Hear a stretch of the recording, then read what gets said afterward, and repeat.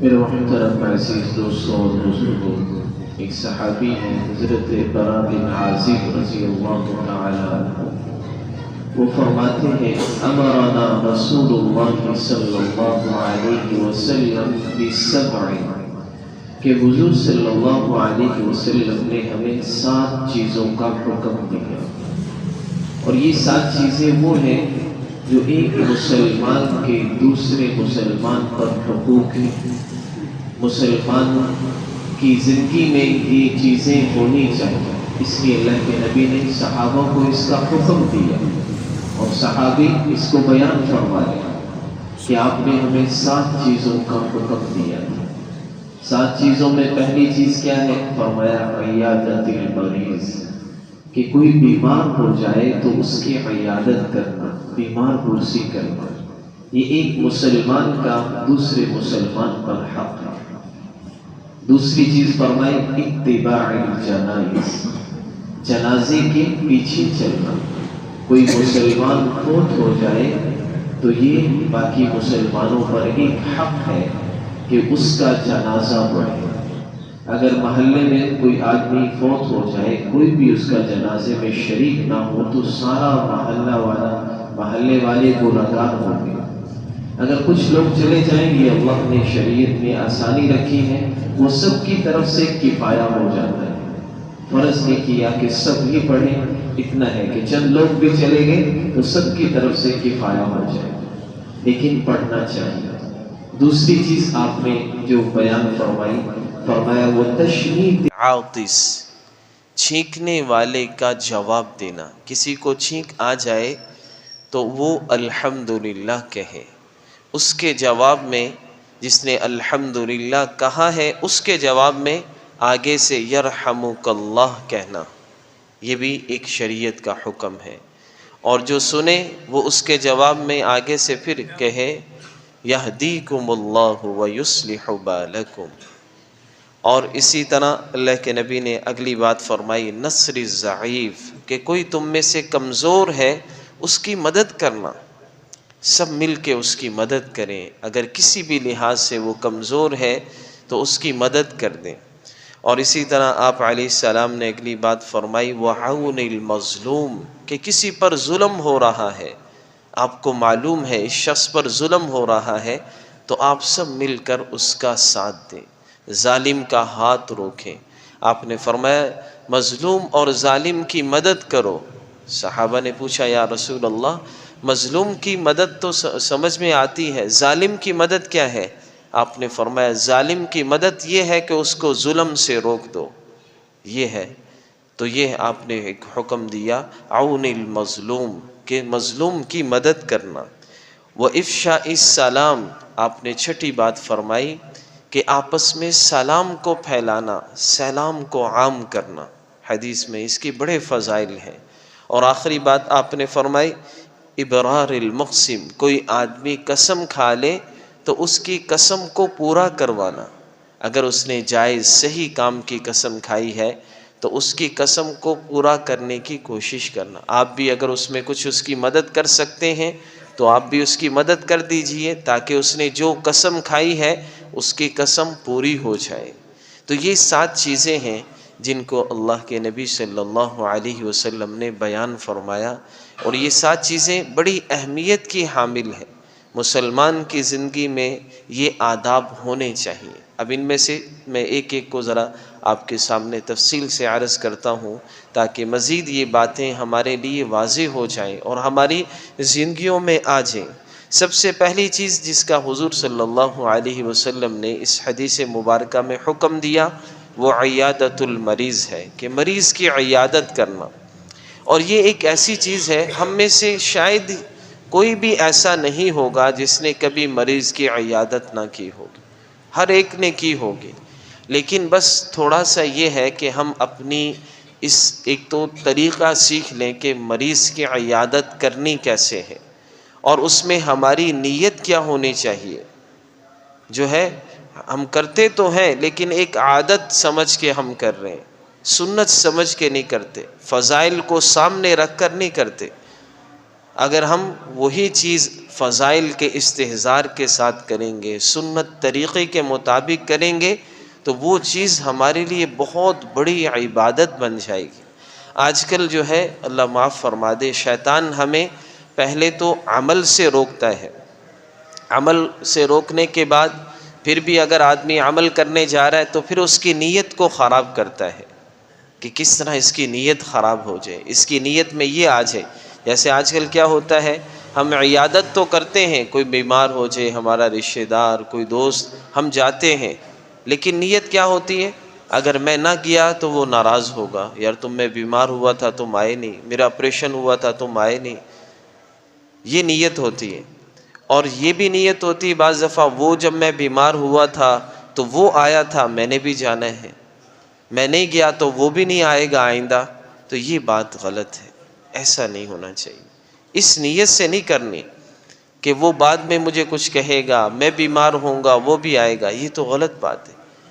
اور بعض دفعہ شیطان دکھلاوے کے لیے کرواتا ہے کہ سب رشتہ داروں کو پتہ چلے میں آیا تھا، میں نے جو ہے عیادت کی ہے، میں نے جنازہ پڑھا تھا، دکھانے کے لیے نہ ہو بلکہ اللہ کی رضا کے لیے ہو، دل میں یہ نیت ہو کہ یہ کام میں اس لیے کر رہا ہوں کہ اللہ راضی ہو جائے، اس کے فضائل ہیں، اللہ کے نبی کی یہ سنت ہے، ایک مسلمان کا حق ہے، اللہ کے نبی نے اس کا حکم دیا ہے۔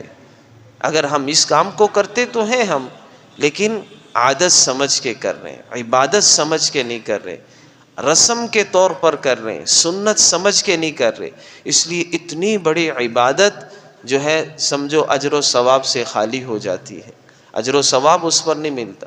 اگر اس طریقے سے کریں گے جو اللہ کے نبی نے بتایا، سنت سمجھ کر، خالص عبادت سمجھ کر، تو پھر اس تھوڑی سی عیادت پر اللہ بہت زیادہ ہمیں اجر عطا فرمائیں گے۔ تو اس لیے جب بھی ہم، پہلی بات تو اس میں یہی سمجھیں کہ جب بھی کسی کی عیادت کر رہے ہیں، کسی جنازے میں جا رہے ہیں، کسی مظلوم کی مدد کر رہے ہیں، کسی کمزور کی مدد کر رہے ہیں، کسی کو سلام کر رہے ہیں، اس سب میں یہ ہو کہ یہ اللہ کے نبی نے حکم دیا ہے، میں اس کو پورا کر رہا ہوں، اور یہ عبادت ہے میں اس لیے کر رہا ہوں، یہ اللہ کے نبی کی سنت ہے میں اس لیے کر رہا ہوں۔ اللہ کے نبی عیادت کیا کرتے تھے۔ ایک بچہ تھا، وہ جو ہے آیا کرتا تھا، ابھی ایمان نہیں لایا تھا، کسی یہودی کا بچہ تھا، وہ اللہ کے نبی کے پاس آتا تھا، بیٹھتا تھا، آپ بھی اس کو کچھ نہیں کہتے تھے، مسجد میں آتا تھا۔ تو پھر ایک دن چند دنوں سے وہ آیا نہیں، اللہ کے نبی صلی اللہ علیہ وسلم نے پوچھا وہ بچہ نہیں آ رہا، پتہ چلا آپ کو کہ سخت بیمار ہے۔ اللہ کے نبی صلی اللہ علیہ وسلم فوراً عیادت کے لیے تشریف لے گئے۔ اب اللہ کے نبی اس کے سرانے پر بیٹھ گئے، اور اللہ کے نبی نے اسے آپ سمجھ گئے کہ اس کا آخری وقت ہے، آپ نے اس کو اسلام کی دعوت دی۔ اب اس نے اپنے باپ بھی بیٹھا تھا، اس کا یہودی تھا، اس نے اس کی طرف دیکھا تو اس نے اجازت دے دی کہ اطاع ابی القاسم، کہ ابو القاسم کی بات مان لو۔ ابو القاسم حضور کی کنیت تھی، تو اس نے کلمہ پڑھ لیا، اللہ کے نبی نے اس کو کلمہ پڑھا دیا آخری وقت میں، اور وہ دنیا سے رخصت ہو گیا۔ اللہ کے نبی، صحابہ فرماتے ہیں اس گھر سے ایسا خوش نکلے کہ آپ کی چہرے سے خوشی کے نمایاں آثار نظر آ رہے تھے، بہت جیسے آپ نے بہت بڑی خوشی حاصل ہو گئی۔ صحابہ نے پوچھا، آپ نے فرمایا کیوں نہ میں خوش ہوں کہ ایک اگر وہ جو ہے کفر پر مر جاتا تو جہنم میں چلا جاتا، اس نے اسلام کلمہ پڑھ لیا، سیدھا جنت میں جائے گا، وہ کتنی بڑی بات ہے۔ تو یہ ہے اللہ کے نبی عیادت کیا کرتے تھے، تو ہم جب بھی عیادت کریں سنت سمجھ کر، خالص عبادت سمجھ کر، اور اس کے فضائل ہمارے سامنے ہو، یہ نیت نہ ہو کہ اس نے کی تھی میں بھی کروں گا، جو ہے وہ نہیں کرتا میں بھی نہیں کروں گا، وہ نہیں آیا تھا میں بیمار تھا، میرے بچے بیمار تھے میں بھی نہیں جاؤں گا۔ بھائیو یہ صحیح طریقہ نہیں ہے، یہ صلہ رحمی نہیں ہے۔ صلہ رحمی کیا ہے؟ اللہ کے نبی صلی اللہ علیہ وسلم نے فرمایا لیس الواصل بالمکافی، کہ عدلے کا بدلہ یہ صلہ رحمی نہیں ہے، یہ عبادت نہیں ہے۔ اس نے تمہیں دیا تھا تم بھی اس کو دے رہے ہو۔ آج کل بہت ساری ہماری بڑی بڑی عبادات شیطان نے اس طرح خراب کر دی ہیں کہ اس کی، میرے بھائی کی شادی تھی، اس کی بچے کی شادی تھی، بھائی نے، میری شادی تھی، میری بیٹی کو یہ دیا تھا میں بھی دوں گا، میرے بیٹے کی شادی ہوئی تھی، میرے بھائیوں نے بہنوں نے یہ دیا تھا، میں بھی یہ تحفے دوں گا۔ میرے دوست کی شادی تھی، اس نے مجھے تحفہ دیا تھا، میں بھی دوں گا۔ اگر کسی نے نہیں دیا تھا میں اس کو نہیں دوں گا، یہ غلط بات ہے۔ ایسا نہیں بھائی، ہدیہ دینا، تحفہ دینا، کسی کی مدد کرنا خوشی پر، یہ سب دین کا حصہ ہے۔ آج ہم نے اس کو رسم بنا لیا، نیوتا بنا لیا، جو سود کی شکل اختیار کر لی۔ ایسا نہیں، بلکہ کسی کو بھی ہدیہ دینا ہے، یہ نہ دیکھیں اس نے دیا تھا یا نہیں۔ اگر آپ نے دے دیا، اس نے نہیں دیا، دوبارہ موقع آیا دوبارہ بھی آپ دیں، یہ عبادت ہے، کیونکہ آپ اللہ کے لیے کر رہے ہیں۔ کوئی ایسے کہتا ہے کہ وہ جیسے نماز پڑھتا ہے میں بھی ویسے پڑھوں گا، وہ جیسے روزہ رکھتا ہے میں بھی ویسے روزہ رکھوں گا، کوئی ایسا نہیں کہتا۔ وہ کہتا ہے اس کی نماز اس کے ساتھ، اس کا روزہ، اس کا قرآن پڑھنا اس کے ساتھ، میری نماز میری ہے، وہ میرے ساتھ ہے، میں اپنی نماز صحیح پڑھوں گا۔ تو ایسے ہی یہ بھی عبادت ہے، وہ کرے نہ کرے میں نے کرنا ہے۔ اس نے کیا تھا نہیں کہ یہ دیکھنا ہی نہیں ہم نے، یہ تو عدلے کا بدلہ۔ اگر آپ کسی کو اس نیت سے دیں تاکہ وہ مجھے اور زیادہ دے گا، قرآن کی آیات ہیں، یہ تو آگے جو ہے سود بن جاتا ہے، یہ تو سود کا شکل اختیار کیا۔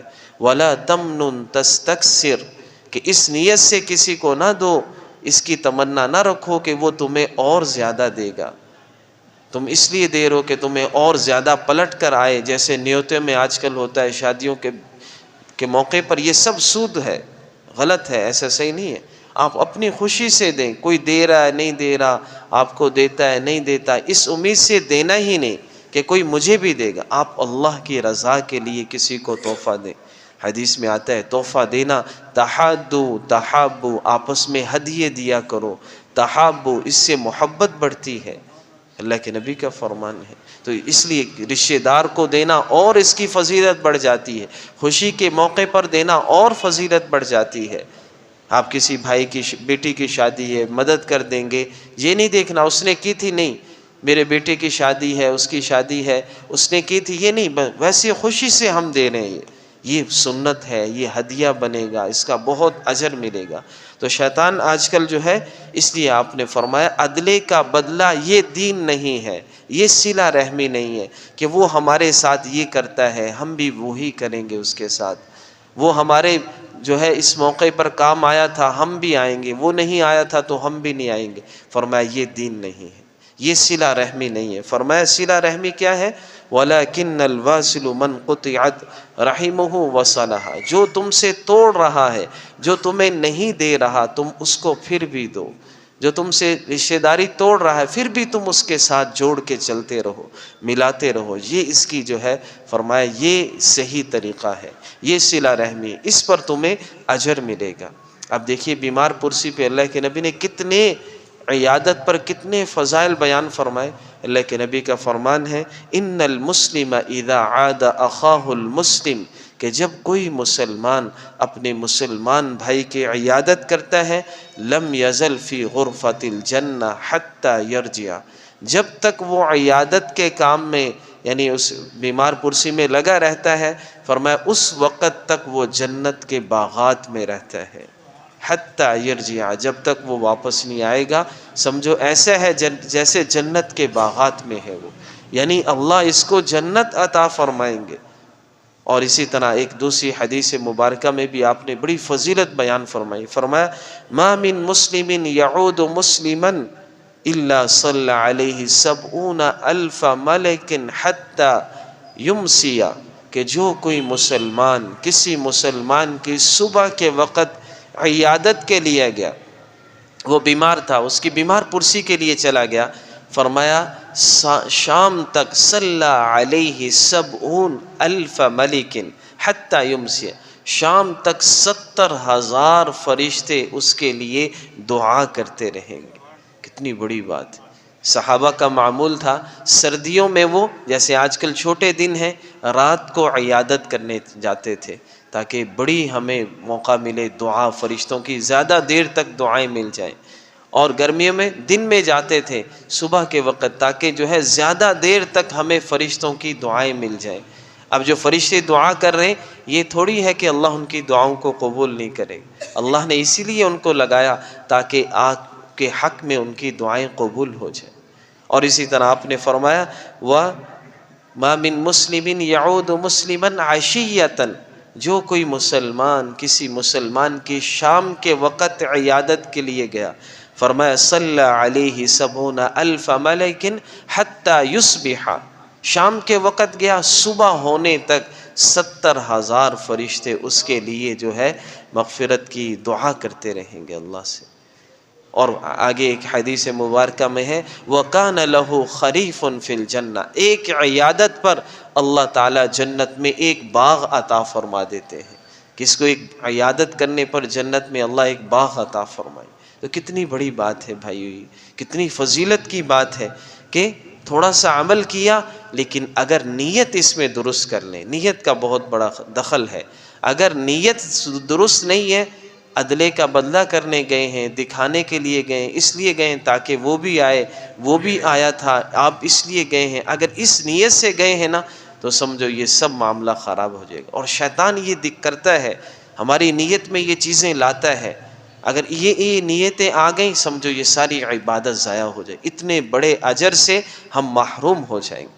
اور اللہ کے نبی نے ہماری ہر موقع پر رہنمائی کی ہے، آداب بتائے ہیں، شریعت ہر چیز کے آداب بتاتی کہ کوئی کام کرنا ہے کیسے کرنا ہے۔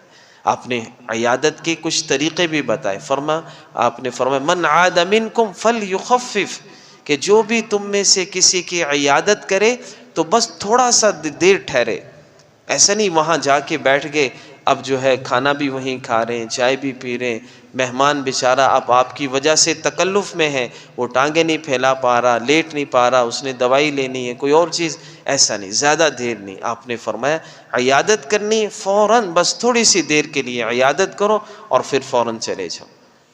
اور آپ نے اس کا طریقہ بھی بتایا کہ جو ہے کیسے عیادت کرنی۔ ہاں کوئی مریض ایسا ہو جس سے آپ کو بڑی محبت ہے، اس کو بھی آپ سے بڑی محبت، وہ آپ کو زبردستی روک رہا ہے، وہ بٹھا رہا ہے کہ آپ بیٹھ جاؤ اور مجھے آپ کے بیٹھنے سے سکون مل رہا ہے، پھر آپ بیٹھ جائیں۔ کچھ لوگ مثل تعویذ کے ہوتے ہیں، جب بھی وہ ملتے ہیں شفا حاصل ہوتی، یعنی اگر ایسا کسی سے قریبی تعلق ہو کہ وہ آپ کو بٹھانے سے اس کو سکون مل رہا ہے، مزید اس کی دل لگی ہو رہی ہے، پھر آپ بیٹھ جائیں، ورنہ تھوڑی دیر کے لیے جائیں، فوراً جو ہے واپس آ جائیں۔ یہ عیادت کا آپ نے طریقہ بتلایا۔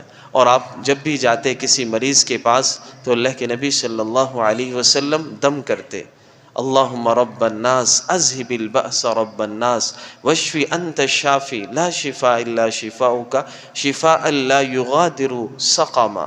اللہ سے دعا کرتے، اے لوگوں کے رب، یا اللہ اس کی تکلیف دور فرما دے، اس کی بیماری دور فرما دے، اے اللہ آپ ہی ہیں جو شفا دے سکتے ہیں، ایسی شفا دیں جس کے بعد کبھی اس پر بیماری نہ آئے۔ یہ دعا فرمائے، یہ دعا اس کے لیے کر دیں۔ اور ایک اور دعا اللہ کے نبی نے بتائی، اس کا بڑا عظیم فائدہ ہے۔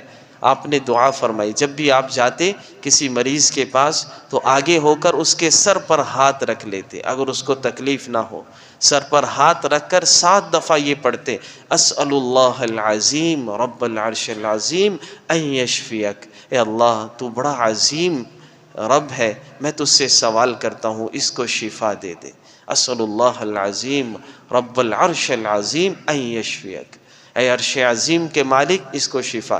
7 دفعہ آپ یہ پڑھ کر دم کرتے۔ اور آپ نے اس کے عجیب بات فرمایا کہ جو آدمی یہ پڑھ کر 7 دفعہ مریض پر دم کر دے، اگر اس کی موت نہیں آئی تو اس بیماری میں اللہ ضرور اس کو شفا عطا فرمائیں گے۔ اگر موت کا وقت ہی آ گیا تو علیحدہ بات ہے، ورنہ اللہ اس کو ضرور شفا عطا فرمائیں گے۔ اور مریض کے پاس بیٹھ کر ڈرانا نہیں، اگر اس کی حالت خطرے میں بھی ہے تو اس کو ڈرانا نہیں بلکہ تسلی دینی ہے۔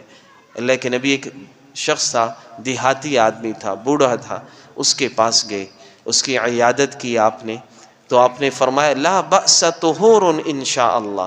ہاں جب عیادت کے لیے جائیں یہ جملہ بھی بولیں، لا بأس طہور انشاء اللہ، حدیث میں آتا ہے آپ یہ جملہ بولتے تھے۔ اس کا کیا مطلب کہ تمہیں کوئی نقصان نہیں ہوگا اس بیماری سے، اس بیماری سے تو اللہ تمہارے گناہوں کو معاف فرما دیں گے، ایسے تسلی دینا۔ یہ عربی میں بول لیں، اس کے بعد اردو میں اس کا مطلب بھی بتا دیں، لا بأس، تو یہ بیماری تھوڑی سی ہے، ختم ہو جائے گی، لیکن اس پر اللہ تمہارے اس بہت گناہوں کو معاف فرما دیں گے۔ کیونکہ یہ حدیث میں ہے کہ تھوڑی سی بیماری آنے پر، کوئی کانٹا بھی چبھ جائے، تھوڑی سی تکلیف بھی آئے، اللہ اس پر بھی گناہوں کو معاف فرما دے ہیں۔ کسی کو بخار ہو جائے اور کسی بیماری میں مبتلا ہے، یقیناً اللہ اس کے گناہوں کو معاف فرما دیں گے۔ تو یہ اس کو تسلی دے دینا، لا بأس طہور انشاءاللہ، کہ اللہ تمہیں کوئی تکلیف نہیں ہوگی، یہ تو بیماری ٹھیک ہو جائے گی، اللہ تمہارے گناہوں کو معاف کر۔ آپ نے یہ جملہ فرمایا، وہ عرب تھا، سمجھا، اس نے کہا یا رسول اللہ آپ کیسی بات کر رہے ہیں، میں تو بہت سخت بیماری میں ہوں، بہت سخت تکلیف میں ہوں، میری جو ہے یہ جملہ اس کو پسند نہیں آیا، تو اس نے آگے سے یہ بات کہہ دی۔ آپ نے پھر فرمایا ٹھیک ہے، بہرحال جیسی پھر تم جس حال میں ہو ویسے ہی رہو۔ تو یعنی اس نے اللہ کے نبی کی بات کو نہیں مانی تو وہ مزید اس کی تکلیف بڑھ گئی۔ تو ایسا نہیں کہنا، کوئی دعا دے، کوئی آپ کو کہے اللہ آپ کو شفا دے دے گا، آگے سے یہ نہیں کہنا کہ نہیں مجھے شفا نہیں ملے گی، ایسی بات نہیں بننی۔ تو بہرحال کسی کے پاس جائیں، اس کو تسلی دیں اور یہ بات سمجھائیں یہ تھوڑی تکلیف ہے، ختم ہو جائے گی، اللہ اس کے پر آپ کے گناہوں کو معاف فرمائیں گے۔ تو آج کا ہمارا خلاصہ یہی ہے کہ کسی کوئی بھی بیمار ہو جائے، رشتہ داروں میں اگر آپ کی ان سے ناراضگی ہے، رشتہ دار ہیں، بول چال نہیں ہے، تب بھی جا کر ان کی عیادت کرنے، اس سے ان کا دل ہلکا ہو جائے گا۔ اور آپ کو جب وہ ناراض ہے یا آپ ان سے ناراض ہیں، اس پر تو زیادہ آپ کو اجر ملے گا۔ اور اس نیت سے جائیں جو میں نے نیتیں بتائیں، یہ دعا کریں، اس طریقے کے مطابق کریں، تو انشاءاللہ اس چھوٹے سے عمل پر ہمیں بہت اجر عظیم ملے گا۔ اللہ تعالی ہم سب کو عمل کی توفیق عطا فرمائے۔